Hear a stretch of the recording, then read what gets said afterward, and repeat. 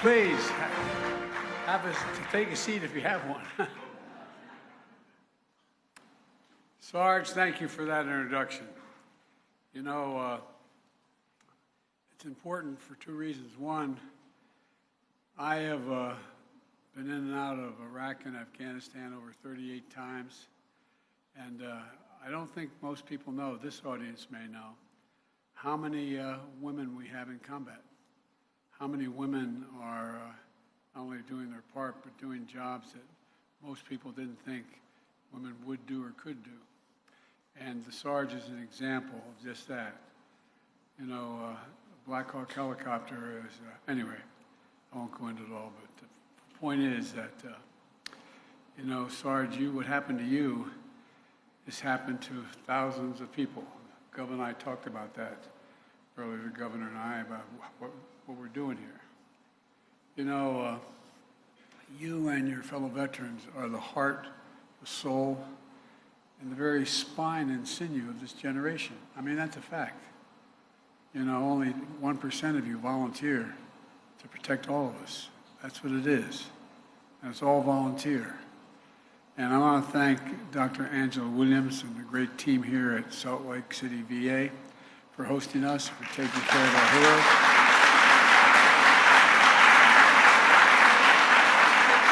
Mayor Mendenhall, thank you for the passport into the city. I appreciate that opportunity.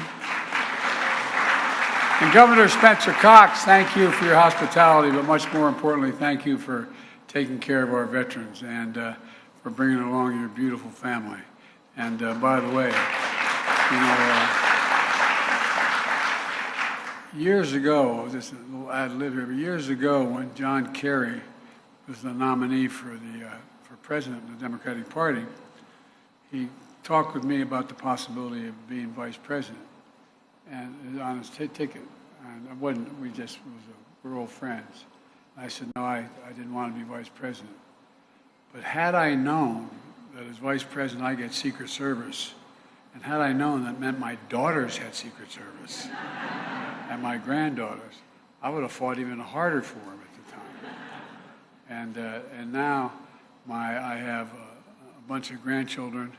They all have Secret Service, and my daughter has Secret Service, and you know, it's just wonderful. I'm not sure what they think about it, but it's just wonderful. At any rate, thank you very, very much. And look, before I begin, I want to say a word about the devastating wildfires that have claimed at least 36 lives in Maui and Hawaii. We have just approved a major disaster declaration for Hawaii, which will get aid into the hands of the people desperately needing help now. They've lost, anyone who's lost a loved one whose home has been damaged or destroyed is going to get help immediately. And I've directed that we surge support to these brave firefighters and first responders and emergency personnel working around the clock there, risking their lives.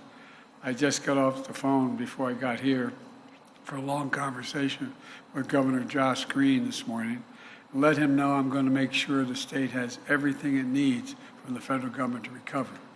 The FEMA Administrator Griswold will be in Maui tomorrow, and I've directed her to streamline any process with requests for help and survivors registered for immediate federal assistance without delay.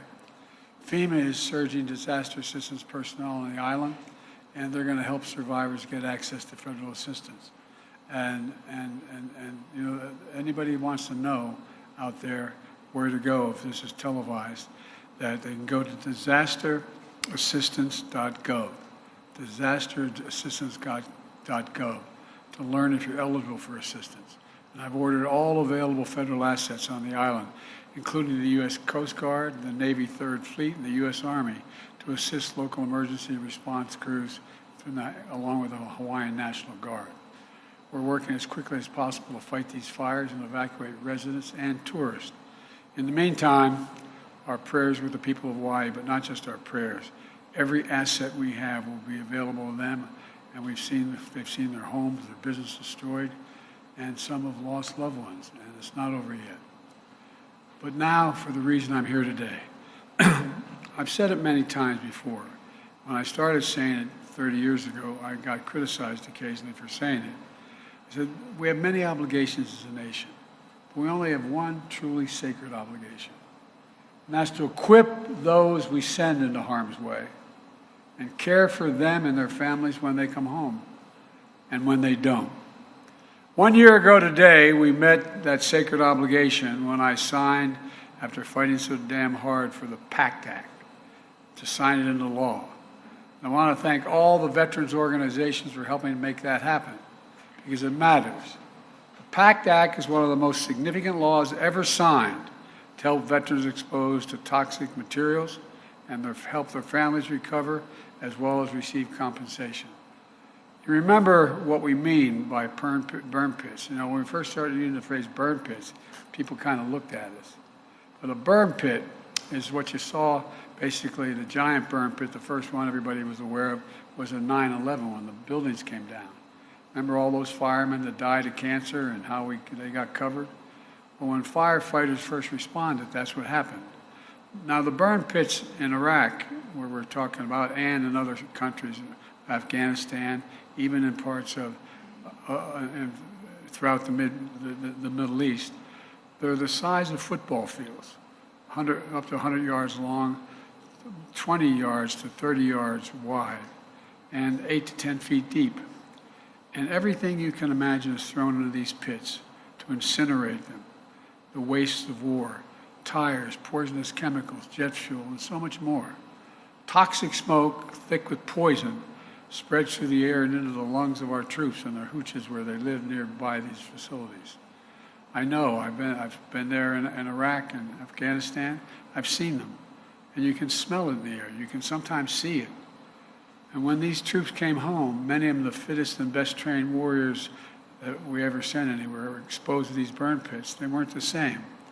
And thousands of troops had to live in their hooches not far from proximity from these burn pits. The one in Iraq, my son was about 400 yards from one of the burn pits, living there for a year in his hooch. They breathe that toxic material sometimes for months at a time. In the case of my son and his buddies, for an entire year, causing headaches, numbness, dizziness, cancer. This is not about my son, but just an example of how close it was. My son, Bo, was one of those persons. He went with the fittest guy in his unit and came home and he came home but died of glioblastoma. It's personal for my family, but it's also personal for so many of you. Secretary of the VA, McDonough, and I just had a long talk. He couldn't be here today, but he can tell you we're determined to address this problem, come hell or high water, and compensate these veterans and their families who have suffered from the consequences of this tragedy. It was part of my unity agenda, as I called it, when I did my first State of the Union, last State of the Union, to try to bring the country together on things I thought we all could agree on. First was beating the opioid epidemic, and we're working like hell on that, tackling mental health crisis, and there is a mental health crisis in America. Supporting our veterans.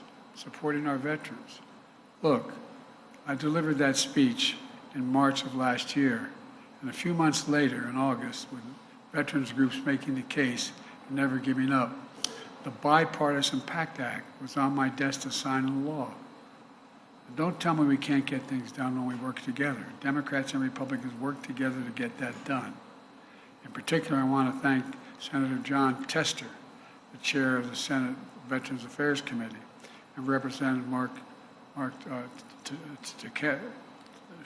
Takano as well, the ranking member of the House Veterans Affairs Committee, for their leadership. They never stopped fighting on behalf of the veterans and their families. We learned a horrible lesson after Vietnam, how harmful effects of exposure to Agent Orange took years to manifest themselves in veterans, leaving too many veterans unable to access care when they needed it and deserved it. And they had to prove beyond a reasonable doubt that that was the cause of their problem, which was difficult to prove in the long term. That's why I supported the Agent Orange Act of 1991, supporting veterans exposed to the harmful substances in Vietnam. Well, I don't want to see that again. The PACT Act means today's veterans and their families won't suffer the same painful, frustrating delays and denials. And here's what the law does. It empowers the Veterans Administration, the VA, to move quicker to determine if a veteran qualifies for the benefits of the law. Benefits like monthly disability compensation and regular toxic exposure screenings.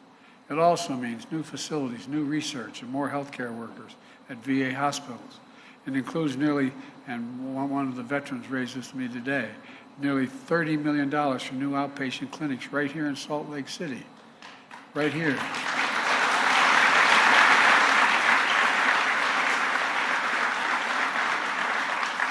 And for families who have suffered the ultimate loss, it means potential access to life insurance, tuition benefits for their surviving family members, home loan assistance, and monthly stipends, which cannot replace one of the breadwinners in their home, but it sure in hell can help. For example, surviving spouse of a veteran who died from toxic illness with 2 children could be eligible for roughly $2,300 a month for the rest of his or her life. I'm proud to announce that over 340,000 veteran survivors are already benefiting the law just 1 year after it was signed, including over 2,000 veterans here in Utah. Veterans are getting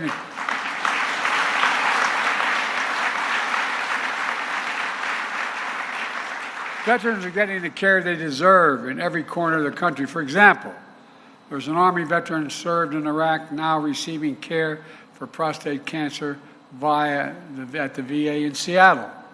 He heard about the PACT Act and he applied for benefits the day I signed the law. Because he's already a VA patient, he didn't need to submit medical records or get separate exams.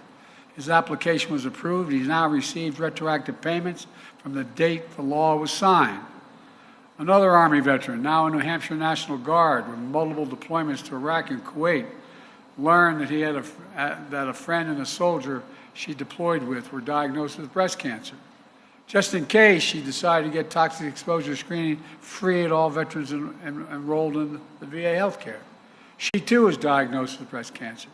They caught the cancer early and she's currently being treated for it. And she's being granted 100% service-connected eligibility under the PACT Act, tripling her monthly payment benefits. For folks, it matters. This matters.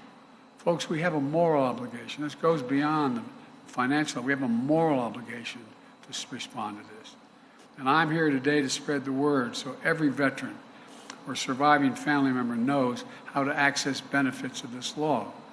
Because these conditions have already taken such a toll on so many veterans and their families, I directed the Department of Veterans Affairs to treat all 23 presumptive conditions in this law as applicable immediately, like chronic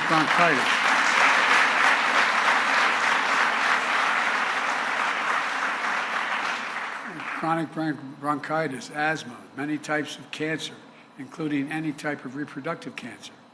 And something we've been fighting for a long time. Vietnam-era veterans are entitled to compensation for hypertension. This is now the law. And let me give you an example of why it matters. The widow of a 28-year Army veteran in Connecticut applied for survivor benefits after her husband died from gastrointestinal cancer. That was before the PACT Act was passed, and her claim was denied. In April of this year, she learned about the PACT Act and reapplied. 1 month later, because of her husband's cancer, she's now presumed to be a service-connected under the PACT Act she claimed was approved. Now she's eligible for survivor's compensation for her son and further his education and the GI Bill. I'm urging veterans from those decades of war in Vietnam and Iraq, Afghanistan, to enroll in the VA health care, to get screened for toxic exposure, and to promptly file your claim. And for those watching this at home, visit va.gov/PACT, P-A-C-T. va.gov, I want to say it again, va.gov/PACT. File a claim or apply for VA health care now. Or go to your local VA hospital and reach out to the Veteran Service Organization, like Disabled American Veterans, American Legion, Wounded Warriors Project, the Veterans of Foreign Wars, if you need additional assistance. There's no deadline to submit a claim, but if you want to be eligible to receive retroactive benefits for last year, you have to sign up by Monday. So apply today. the VA will move as quickly as possible to resolve your claim and get the benefits you deserve. We're also taking other important steps to help the nation's veterans and service members. We're helping connect veterans to registered apprentice programs so they can transfer the skills they learned in the military to good-paying jobs here at home now that we're having the largest building boom in 40 years. The VA is launching a Transition Assistance Grant Program for organizations that help veterans and their spouses find jobs when they leave the military. The unemployment rate for veterans has hit an all-time low. It is now at 2.8%. 2.8%.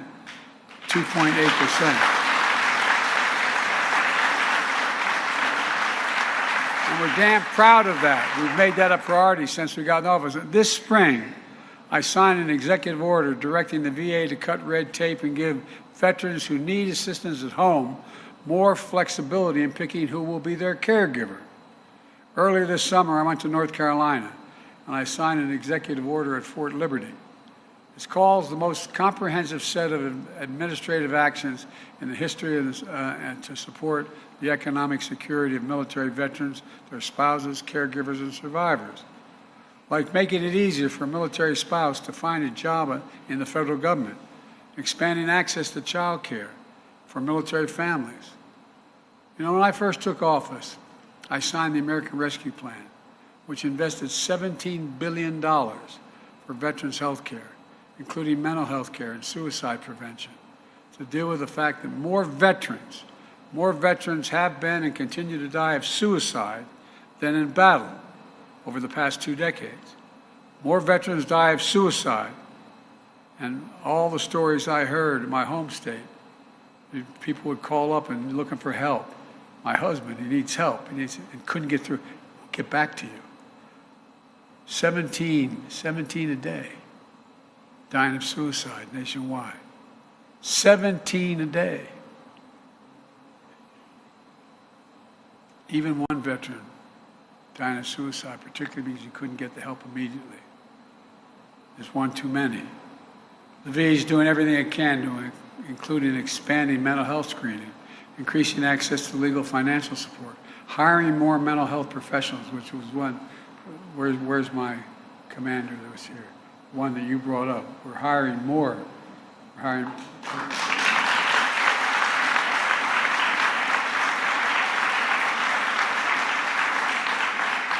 Including through a proven program that recruits veterans to help other veterans understand what they're going through to get the help they need.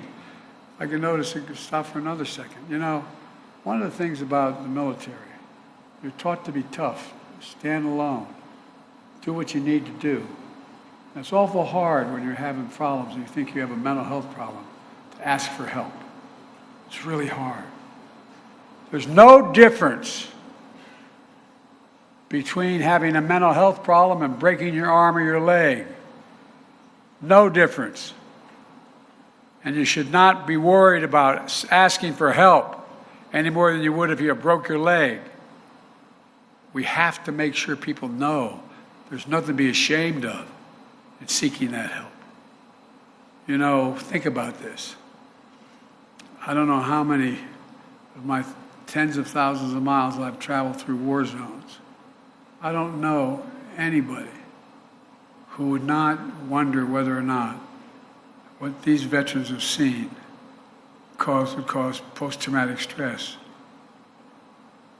It's enormous. It's an enormous problem. They just need help to get through this. We're working to end veterans' homelessness as well. No one should be homeless in this country, especially not those who served it, period.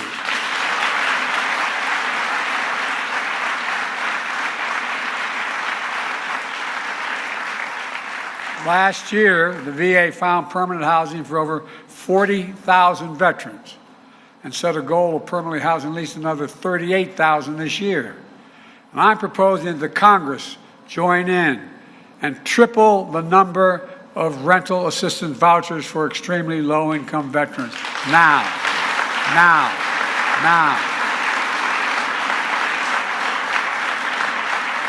In securing a bipartisan budget agreement earlier this summer and preventing an economic collapse, we stopped draconian cuts in veteran services. That agreement including dedicated funding for our veterans' health so that the health care of those who serve so bravely in this country won't be used as a bargaining chip going forward to try to get other things cut. The agreement also fully funds the PACT Act and expands nutrition benefits that will now be available to our veterans. After serving this nation, no veteran should go hungry. No veteran should go hungry.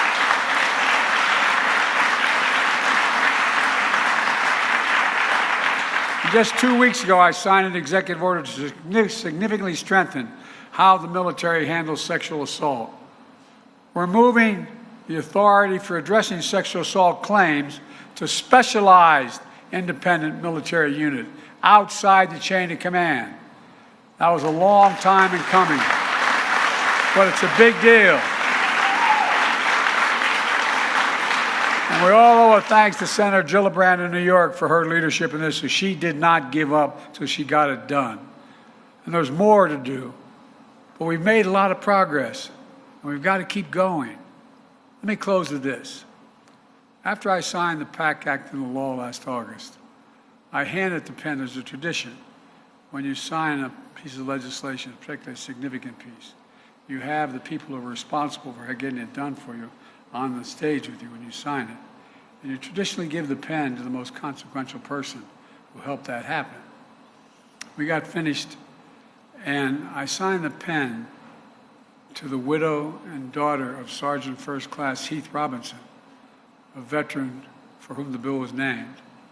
His widow was also my wife's guest at the State of the Union. A family that suffered the greatest of losses, but turned their pain into purpose. I handed the pen, not to the mother, but to Sergeant Robinson's little girl, a lovely little kid sitting next to me. And she looked at me, and she said, "Thank you for my daddy. Thank you for my daddy." I think she was talking for all of us. Everyone who fought so hard came together to keep our promise to the veterans and to keep faith with our heroes. That's courage. That's character. That's who all of you are, not hyperbole. I want to thank you all, Democrat, Republicans, Independents, for your work to get this bill to my desk and to get it signed. As I said, I was going to sign that bill come hell or high water, no matter how long I had to keep the Congress in. It's just another reminder of what we know to be true. We are the United States of America. There's nothing beyond our capacity when we decide to work together to get it done. We never fail when we do that, never on any major issue. So God bless you all, and let's continue to work together. And God save our veterans. Thank you.